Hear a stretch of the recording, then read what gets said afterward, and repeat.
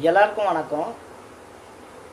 இந்த வீடியோவில் வந்து இந்த வருடம் ராகு கேது பெயர்ச்சி எப்போ நடக்குது, அதனால் எந்தெந்த ராசிக்காரர்கள் பெனிஃபிட் அடைகிறாங்க, எந்தெந்த ராசிக்காரர்கள் கொஞ்சம் ஜாக்கிரதையாக இருக்கணும் அப்படின்றத சொல்கிறதுக்காக போடப்பட்ட வீடியோ. நீங்கள் வந்து ஜோதிடம் ஜாதகம் இதில் நம்பிக்கை இல்லாதவராக இருந்தால் இதுக்கு மேலே இந்த வீடியோவை பார்க்கவோ கேட்கவோ வேண்டாம். ராகு கேது பெயர்ச்சி இவங்க வந்து சாயா கிரகங்கள் அப்படின்னு சொல்லுவாங்க. சாயான்னா நிழல் கிரகங்கள். இவங்க ஆக்சுவலாக எக்ஸிஸ்ட் ஆகிறது கிடையாது பிளானட்ஸில். ஆனால் இந்த நிழல் கிரகங்கள் கிரக பதவி, கடவுளை வணங்கி கிரக பதவி அடைஞ்சாங்க. ஏன்னா அவங்க சாகவே மாட்டாங்க. பார்க்கடலில் அமுதம் கடைந்த போது அந்த அமுதத்தை ஒரு துளி பருகினவங்க. ஒரே ஆள் தான் ராகு கேதுன்னு ரெண்டாம் மாறுறாரு. அசுரரில் ஒருத்தர். விஷ்ணு வந்து கழுத்தை வெட்டி தலை தனியாக போயிடுச்சு, உடம்பு தனியாக போயிடுச்சு. தலை இருக்கிறவர் ராகு, தலை இல்லாத உடம்பு மட்டும் கேது. இந்த ராகு கேது இவங்க வந்து நிழல் அப்படின்றதுனால எப்பவுமே ஒரு ஆக்சிஸில் இருப்பாங்க, இரண்டு மூலைகள். இப்போ சனி பெயர்ச்சி தனியாக சொல்லுவாங்க, குரு பெயர்ச்சி தனியாக சொல்லுவாங்க. ஆனால் ராகு கேது பெயர்ச்சி மட்டும் ரெண்டு பேரும் மாறுறாங்கன்னுவாங்க. ஏன்னா இந்த பக்கம் ராகு, இந்த பக்கம் கேதுன்னு வச்சுக்கோங்க. இப்படி திருப்பினா ரெண்டு பேருமே மாறுவாங்க இல்லைங்களா? அதனால தான் ராகு கேது பெயர்ச்சி அப்படின்னு சொல்லுவாங்க. இவங்க ஃபார்வர்ட் மூமெண்ட் கிடையாது, பேக்வேர்ட், பின்பக்கமாக பின்னோக்கி செல்லக்கூடிய கிரகம். அதனால் ராகு கேது இப்போ சனி வந்து மேஷத்தில், இன்னைக்கு வந்து விருச்சிகத்தில் இருக்காது. அவர் சனி பயிற்சி. ஆனால் விருச்சிகத்துக்கு அடுத்த ராசியான தனுசில் போய் உட்காருவார். குருவும் அப்படி தான் கன்னியில் இருக்கார். இப்போ பெயர்ச்சின்னா அடுத்த ராசியான துலாத்தில் போய் உட்காருவார். ஆனால் ராகு கேது பின்னோக்கி போகக்கூடியவங்க. இப்போ ராகு வந்து சிம்மத்தில் இருக்கார். அப்போது டிரான்சிட் ஆன உடனே சிம்மத்துக்கு அடுத்த ராசியான கன்னிக்கு வரமாட்டார், சிம்மத்துக்கு பின்னாடி இருக்கிற கடகத்துக்கு போவார். அதே மாதிரி கேது இப்போது கும்பத்தில் இருக்கார். கும்பத்தில் இருந்து பின்னோக்கி மகர ராசியில் வந்து உட்காருவார்.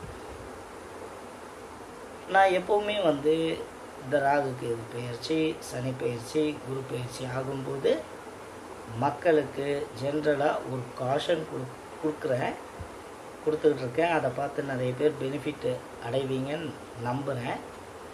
ஆனால் நான் ப்ரொஃபஷ்னல் அஸ்ட்ராலஜர் கிடையாது. அதனால் நான் சொல்கிற சில விஷயங்கள் உங்களால் ஜீரணிக்க முடியலையோ, இல்லை உங்களுக்கு அதில் பயமோ நம்பிக்கையோ இல்லைன்னா தவறு ஒன்றும் கிடையாது. நீங்கள் ஒரு ப்ரொஃபஷ்னல் அஸ்ட்ராலஜரை போய் பார்த்துக்கணும் அப்படின்றது ஒரு கோடிட்டு சொல்கிற ஒரு ஹைலைட். சரிங்களா? இப்போ ராகு வந்து ராகு கேது பயிற்சி இந்த வருடம் ஜூலை 28, 2017. இதை நான் பேசுகிறது வந்து வாக்கிய பஞ்சாங்க கணக்குப்படி. உலகத்தில் இந்துக்கள் ஃபாலோ பண்ணுற 90% ஃபாலோ பண்ணுற பஞ்சாங்கம் வாக்கிய பஞ்சாங்கம். ஸோ அதன்படி 28ஆம் தேதி ஜூலை 2017 டிரான்சிட் ஆகிறாரு. சில பேர் 27ஆம் தேதின்னு சொல்லுவாங்க, மதியம் 2 மணிக்கு மேலே. ஆனால் அந்த தோராயமான கணக்கு 28 ஜூலை 2017 தான். அன்றைக்கி கேலண்டரில் நீங்கள் பார்த்தீங்கன்னா ராகு சிம்மத்திலேருந்து பின்னோக்கி பின்னாடி பாக்ஸில் போட்டிருப்பாங்க. கடகத்தில், கேதுவை கும்பத்திலேருந்து பின்னோக்கி மகரத்தில் வச்சுருப்பாங்க. இந்த வருடம் இன்னும் 2 பெயர்ச்சிகளும் இருக்குது. ரொம்ப முக்கியமான பெயர்ச்சி. அது என்னன்னா, குரு பெயர்ச்சி. குரு கன்னியிலேருந்து துலாத்துக்கு செப்டம்பர் 2ஆம் தேதி போகிறார். அதே மாதிரி சனீஸ்வரர் 2.5 வருஷமாக அங்கே விருச்சிகத்தில் இருந்தவர் 19 டிசம்பர் 2017 அன்னைக்கு அங்கேருந்து தனுசு ராசிக்கு போகிறார். இப்போது பலன்களை எல்லாம் சொல்கிறதுக்கு முன்னாடி நான் ஒரு 4-5 பாயிண்ட் தான் சொல்லுவேன் எப்போவுமே. அதே மாதிரி இந்த வீடியோவும் ஷார்ட்டாக வச்சுக்கிறேன்.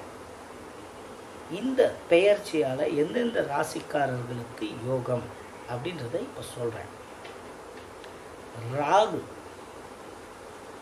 ராகுவும் சரி கேதுவும் சரி, அவங்க எந்த ராசியில் இப்போ இருக்காங்களோ அதிலிருந்து 3வது ராசி, 6வது ராசி, 11வது ராசி எப்போவுமே நல்லது தான் பண்ணுவாங்க. ராகுவும் சரி கேதுவும் சரி. இப்போ பிரச்சனை என்னன்னா, ராகு 3ஆம் இடத்துல வராருன்னா கேது அதுக்கு ஆல்டர்னேட்டிவாக வேறு ஒரு இடம் 9ஆம் இடத்துல தான் இருப்பார். 9ஆம் இடம் நல்லா இல்லை. ஸோ ராகு கேது 2 பேருமே ஒரு ஜாதகருக்கு, ஒரு ராசிக்காரர்களுக்கு யோகமாக அமையவே முடியாது. ஒன்று ராகு யோகமாக இருப்பார், இல்லை கேது யோகமாக இருப்பார். இப்போது ராகுவால் யோகங்களை அடையக்கூடிய ராசிகள் எதுன்னா ரிஷப ராசி. ஏன்னா ரிஷபத்துக்கு 3ஆம் இடத்துல வரார். கன்னி ராசி, கன்னிக்கு 11ஆம் இடத்துல வரார். அப்புறம் கும்பராசி, கும்பராசிக்கு 9ஆம் இடத்துல வரார் ராகு. சரிங்களா? கேதுவால் பலன் அடையக்கூடிய ராசிகள் எதுன்னு பார்த்தா சிம்ம ராசி. சிம்மத்துக்கு 6ஆம் இடத்துக்கு வரார். அப்புறம் விருச்சிக ராசி, அப்புறம் மீன ராசி. இப்போ ஏற்கனவே இந்த கும்பராசிக்கு சொன்னேன். கும்பராசிக்கு அவர் 6ஆம் இடத்துல வரார். அப்போ 9ஆம் இடம்னு சொல்லிட்டேன். ஸோ இப்படி ராகுல பலன் அடைகிறவங்க கொஞ்சம் ராசிக்காரங்க, கேதுல பலன் அடைகிறவங்க கொஞ்சம் ராசிக்காரங்க.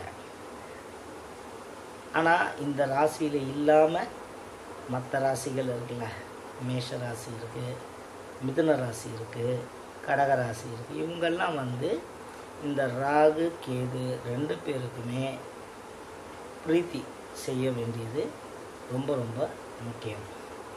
ஏன்னா ராகுவுடைய கேரக்டர் அப்படின்னு பார்த்தா, ராகு விஷத்தன்மை பொருந்திய ஒரு கிரகம்.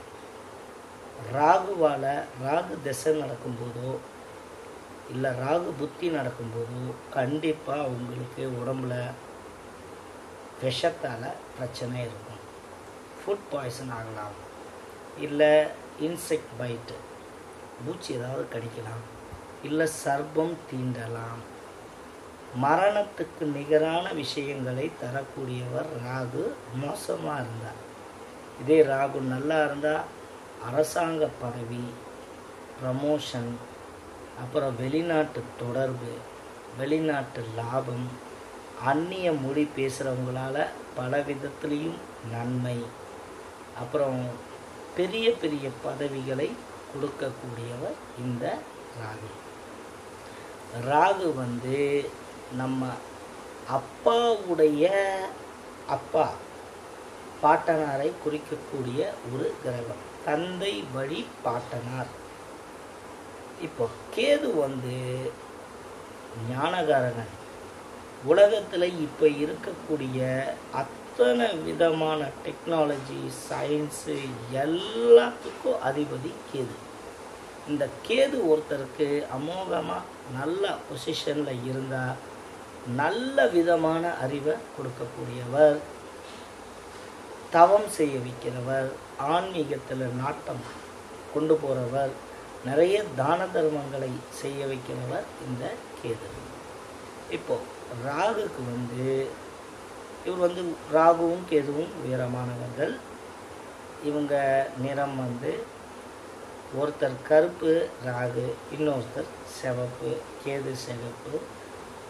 ராகுக்கு வந்து உரித்தான நவ தானியம் அப்படின்னா முழு உளுந்து கருப்பாக இருக்கும். கேதுக்கு உரித்தான நவதானியம் கொள்ளு குதிரைக்கு கொடுக்கறது. ராகு வந்து அவருடைய நெகட்டிவ் எஃபெக்ட்ஸ்லேருந்து நம்மளை சுதாரிச்சுக்கிறதுக்கு போட வேண்டிய அணி, அதாவது அணிகலன்னா ரிங்கு, என்னன்னா ஏசோநைட் அப்படின்னு ஆங்கிலத்தில் சொல்கிற கோமேதகம். இதே கேதுவுக்கு கேதுவுடைய பாதிப்புலேருந்து நம்ம கொஞ்சம் சுதாரிக்கிறதுக்கு நம்ம போட வேண்டிய விஷயம் கேட்ஸ் ஐ அப்படின்னு சொல்கிற வைடூரியம். இதை நீங்கள் மோதிரமாக அணிந்து கொள்ளலாம். அந்த நவரத்தின கற்கள் அது டெஃபினட்டாக அந்த தசா அந்த புத்தி நடக்கும்போது நிறைய யோகங்களை நிறைய பேருக்கு கொடுத்துருக்கு. ஆனால் தெரியாதனமாக தவறான ஒரு நவரத்தினத்தை நம்ம போட்டால் நம்ம உயிரையே எடுக்கக்கூடிய அளவுக்கு அது மாரகத்தையும் ஏற்படுத்தும். உதாரணம், டயானாக்கு வைரம் ஒத்துக்காது. அந்தம்மா வைர மோதிரம் அணிந்த பிறகுதான் அவங்களுக்கு அன்றைக்கி ஆக்சிடெண்ட் ஆச்சு. இது ஒரு எக்ஸாம்பிளுக்கு தான் சொல்கிறேன். இந்த மாதிரி நிறைய இன்சிடெண்ட்ஸ் நீங்கள் வாழ்க்கையில் பார்த்துருப்பீங்க. இப்போது இந்த வீடியோவில் முதல்ல மேஷ ராசிக்கு சொல்கிறேன். மேஷ ராசிக்கு இவர் கடகத்தில் இருக்காருன்னா ராகு 4ஆம் இடத்துல வரார், கேது 10ஆம் இடத்துல வரார். இப்போ ராகு வந்து 4ஆம் இடத்துல இருக்கிறது நல்லதில்லை, கேது 10ஆம் இடத்துல இருக்கிறதும் நல்லதில்லை. இதில் வரக்கூடிய இந்த விளைவுகள் என்னென்னா, ஹெல்த் வந்து அடிக்கடி பாதிக்கப்படும். எதிரிகள் உடைய கை ஓங்கி இருக்கும். அப்புறம் நமக்கு ரொம்ப நெருங்கின வேண்டப்பட்டவங்களால் அவங்க பிரிந்து போகிறதுனால மன வருத்தம், வண்டி வாகனத்தில் விபத்துக்கள் ஏற்படவும் வாய்ப்பு இருக்குது. தூக்கம் கெடுறதுக்கும் வாய்ப்பு இருக்குது. அப்புறம் கேது 10ஆம் இடத்துல இருந்தால், தொழில் ஸ்தானத்தில் இருந்தால் தொழிலில் அவ்வளவா முன்னேற்றம் இருக்காது, எதிர்பார்த்த ப்ரமோஷன் கிடைக்காது. அப்புறம் கெட்ட வழிகளில் பணத்தை செலவு பண்ண வைப்பார் கேது. அது கெட்ட வழின்னாக்கா என்ன, சூதாட்டமாக இருக்கலாம், கேம்பிளிங், ஸ்டாக் மார்க்கெட், எக்ஸ்சேஞ்ச், இதிலெல்லாம் வந்து அதிகமான லாபம் இருக்காது. ஆனால் கோவில் குளம் போக மனசு எண்ணிக்கிட்டே இருக்கும். அது உங்கள் குலதெய்வ கோயிலாக இருக்கலாம். திடீர்னு ஒரு எண்ணம் வரும், இந்த கோயிலுக்கு நம்ம போய் ரொம்ப நாள் ஆச்சே போகணும் அப்படின்னு. பலவிதமான கோயில் குளங்களுக்கு உங்களை அழைத்து செல்வதற்கு அந்த எண்ணம் வரும்போதே நீங்கள் அந்த கோயிலுக்கு போயிட்டு வந்தாவே ராகுவால் ஏற்படுற பிரச்சனைகளும் கேதுவால் ஏற்படுற பிரச்சனைகளும் தனியும். ரொம்ப ரொம்ப முக்கியமாக ஒன்று சொல்லணும், மேஷராசி அஷ்டம சனியில் இருக்கீங்க டிசம்பர் 19 வரைக்கும். அதனால் ரொம்ப கேர்ஃபுல்லாக இருக்கணும். தீ ஆல உங்களுக்கு கண்டம் இருக்க வாய்ப்பு இருக்குது, தீ விபத்து. ஸோ நெருப்பை ஹேண்டில் பண்ணும்போது கேர்ஃபுல்லாக ஹேண்டில் பண்ணுங்கள். இது வந்து மேஷ ராசிக்கு. அடுத்து ரிஷப ராசிக்கு. ரிஷப ராசிக்காரங்களுக்கு ராகு 3ஆம் இடத்துலையும் கேது 9ஆம் இடத்துலையும் வராது. 3ஆம் இடம் அப்படின்றது சகோதரரை குறிக்கக்கூடிய ஒரு ஸ்தானம். இந்த இடத்துல ராகு என்ற சர்பண்ட் வர்றதுனால சகோதரர்கள்கிட்ட பிரச்சனைகள், வாக்குவாதங்கள், நீங்கள் வீட்டை விட்டு வெளில போகிறதோ இல்லை உங்கள் சகோதரி வீட்டை விட்டு வெளில போகிறதோ, இந்த மாதிரி பிரச்சனைகள் பண்ணாலும் 3ஆம் இடம் ராகு நல்லவர். அந்த ராகு இருக்கிற இடத்துக்கு 3ஆம் இடம் ஏற்கனவே சொன்னேன்ல, 3, 6, 11. ஸோ சுக சௌபாக்கியங்களை எல்லாம் உங்கள் குடும்பத்தில் கணவன் மனைவி ஒற்றுமை நல்லா இருக்கும், பிள்ளைங்க நல்லா படிப்பாங்க, எதில் பணம் போட்டாலும் நல்ல லாபம் இருக்கும், எதிர்பார்த்து வர வேண்டிய பணம் கண்டிப்பாக வரும், வேலை செய்கிற இடத்துல டெஃபினட்டாக ப்ரமோஷன் கிடைக்க வாய்ப்பு இருக்குது. அப்புறம் நிறைய பேர் உங்களுக்கு உதவி செய்ய முன் வருவார்கள். இது ராகு 3ல் இருக்கிறதுனால ஏற்படுற நல்லது. கேது 9ஆம் இடத்துல இருக்கிறதுனால உங்களுக்கு அவமானமும் அசிங்கமும் ஏற்படுத்த காத்திருக்காரு. 9ஆம் இடத்துல கேது வந்தால் நம்ம பொய் சொல்ல வைப்பார். நம்ம பொய் சொல்லி அவமானம் எப்படி வரும்னா அதை மாட்டிக்கணும். பொய் சொல்லி மாட்டிக்கிட்டா எவ்வளோ அசிங்கம். அதனால் முடிந்த வரைக்கும் பொய்யை தவிர்க்கணும். நீங்கள் கேதுக்கு பரிகாரம் பண்ணணும். மேஷராசிக்கும் ராகு கேது 2 பேருக்குமே பரிகாரம் பண்ணணும். அது பரிகாரங்களை நான் கடைசியில் சொல்கிறேன். அப்புறம் கேது 9ஆம் இடத்துல வந்தால் அம்மாவுக்கு கஷ்டம், கண்டம், பிணி இந்த மாதிரி பிரச்சனைகளை கொடுப்பார். 9ஆம் இடம்னு சொல்கிற பாக்கியஸ்தானத்தில் கேதுன்ற ஞானகாரகன் வர்றதுனால உங்களுக்கு நல்ல ஒரு குரு அமைய வாய்ப்பு இருக்குது. ஆன்மீகத்திலையும் சரி, படிப்புலையும் சரி நல்ல ஒரு குருவை ஏற்படுத்தி கொடுப்பார். அதுக்கடுத்து மிதுன ராசி. மிதுன ராசிக்கு ராகு 2ஆம் இடத்துலையும் கேது 8ஆம் இடத்துலையும் இருக்கார். இப்போ ராகு 2ஆம் இடத்துல அப்படின்னா 2ஆம் இடம் தனஸ்தானம். பணத்தை தண்ணி மாதிரி செலவு பண்ணுவீங்க. தன, குடும்ப, வாக்கு, ஸோ நாக்கு, ஃபுட்டு பாய்சன் ஆகவும் வாய்ப்பு இருக்குது.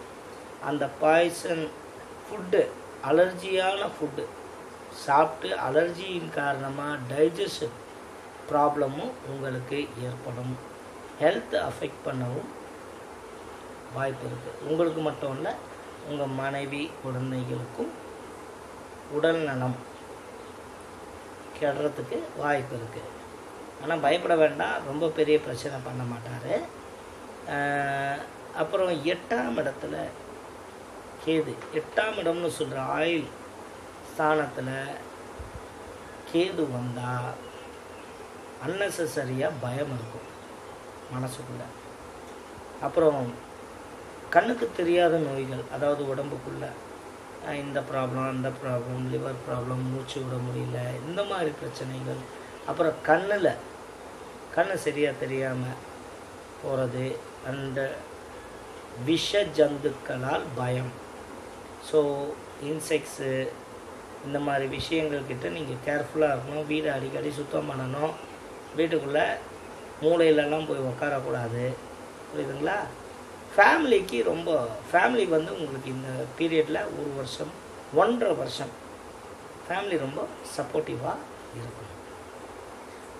ஆனால் மிதுன ராசிக்கு ஏற்கனவே இப்போது 19/12 அப்போது சனி எங்கே வராருன்னாக்கா 7ஆம் இடத்துக்கு வருவார். சனி 7ஆம் இடத்துக்கு வந்தால் கண்ட சனின்னு பேர். மனைவியோட தகராறு. அதனால் நீங்கள் என்ன பண்ணணும்னா முடிந்த வரைக்கும் உங்கள் வாயை கண்ட்ரோல் பண்ணி வைக்கணும். வீட்டை விட்டு கொஞ்சம் தனியாக வெளியில் போயிருக்கிறது நல்லது. ஒரு 2 மாதம் 3 மாதம் வேறு ஊருக்கு ட்ரான்ஸ்ஃபர் வாங்கி போனாலும் நல்லது. சனி உங்களை குடும்பத்தை விட்டு பிரித்தா வேறு எந்த விதத்துலேயும் பாதிப்பை கொடுக்க மாட்டார். இப்போது இதுக்கே 20 நிமிஷம் ஆயிடுச்சு. மீதி மற்ற ராசிக்காரங்களுக்கு அடுத்த வீடியோவில் நான் சொல்கிறேன். நன்றி, வணக்கம். Please do take care.